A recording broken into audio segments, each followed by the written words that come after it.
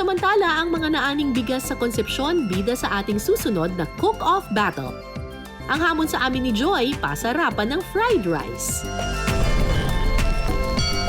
Pagod na pagod kami ni Joy sa pag-aararo kanina. Totoo. Kasi, pagtatamnan nyo ng palay. Yes, dahil after daw po nilang anihin ang mga kamote, aararuhin siya, papatagin at tataniman ng palay. Na magiging kanin! Yes. Oo, pero ito bahaw. Kasi magluluto po kami ng fried rice. Totoo, dahil bawal po magsayang ng kanin. Oo. At syempre, kapag magluluto kayo ng fried rice, mas maganda po na ang gamitin ninyo ay yung kaning lamig.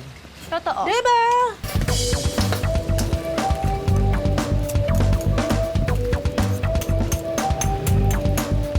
May paham. Ang social naman ito. Kulang na lang merong hipon. Chinese restaurant na.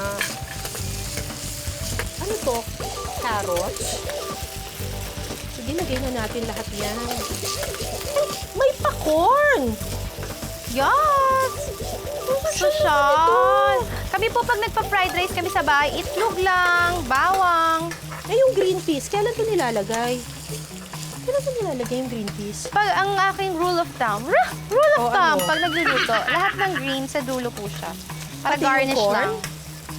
Pati yung corn? Ako, hinahalo ko na po siya sa kanin. Sama ko na itong kanin. Halu-haluin na lang natin. Tayo-tayo lang din naman ang kakain.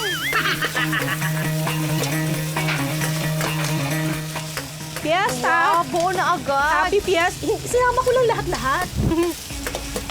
Ay, hindi na ako naglagay ng sibuyas. Pwede po bang hindi ilagay yung green peas? Dahil hindi ho ako nag-green peas. Kung talk show ang peg namin sa unang cook-off, serious mode naman kami ngayon. Silent cooking show. Eh kasi ang bilis maano kasi nung kawali, nakakatakot eh. Naging ASMR na lang po siya. Kasi ang bilis Ang hirap pa mag-chismis. Ang hirap nakakatakot. mag-chismis. Nasusunog ho siya. Nasusunog bigla. Kaya na lang po maglagay ng dialogue. Lasang kanin. Wow. Mayaman. Pang mayamang fried rice to. Tikman nga natin siya. Paano na? Kanin pa lang, ulam na.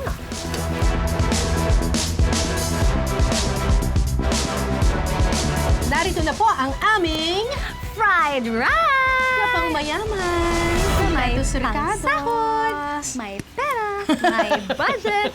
Budget! Para sa huling cook-off battle, ang hamon sa amin ni Joy, magluto ng fried rice. Kaninong fried rice kaya ang magwawagi? Masarap siya. Ah, masarap. Masarap daw siya. Yung lasa. Ma'am Oli, anong masasabi niyo, Ma'am Oli? Okay, masarap yung simpla. Parang mataas ang standards ng ating mga... Kayo naman po, Ma'am Nora. Masarap din po, ma'am. Oh, wala po Wala kayong po. points for improvement. Wala po ba dapat baguhin? Baguhin. Idagdag, bawasan? Okay po yung lasa, ma'am. Okay. Saka, sarap. Sakto yan. Sakto lang yung alat. Sakto lang. Okay. Sarap po. Masarap. Yung isa naman pong fried rice. Dito, ako lang, natatabangan konti lang. Natatabangan ng kaunti. Kayo po, Ma'am Nora. Yung lasa, parang okay na rin sa atin po. Parang okay. Parang okay na rin. Kayo po, Ma'am Susan. Sa akin, ma'am, sakto lang kasi hindi ako mahilig sa maalat. Sa sarili ko pong panlasa yun, ma'am. Opo. Pero masarap siya. So kung kayo po ang papipiliin, alin po ang mas gusto ninyong fried rice? Ako po ito. Ito, dito. Okay. Panalo ang fried rice ko, mga kapuso. Ang score, 4 points sa akin, 3 points kay Joy.